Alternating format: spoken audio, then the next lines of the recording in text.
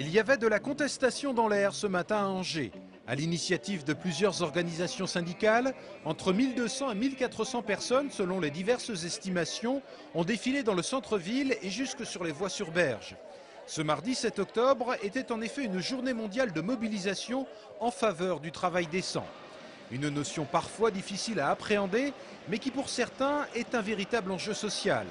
Et pour l'illustrer, les syndicats mettent en avant ce qu'ils considèrent comme une dégradation des conditions de travail. Il y a de plus en plus une intensification de la charge de travail. La preuve, les derniers rapports sur le stress font état que c'est en augmentation et que ça va devenir un véritable problème de santé publique. Les classes surchargées à la poubelle. Et la loi Pécresse à la poubelle.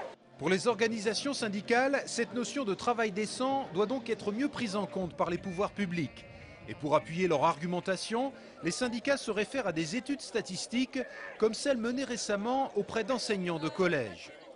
On a effectué l'année dernière un questionnaire sur la France entière. On a eu plus de 20 000 réponses concernant les conditions de travail en collège et on s'aperçoit qu'un pourcentage important de collègues trouvent leur métier très motivant mais usant.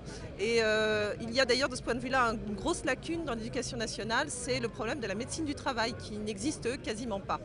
Reste maintenant à connaître l'impact exact qu'aura cette journée de mobilisation pour le travail décent dans un contexte économique pour le moins morose.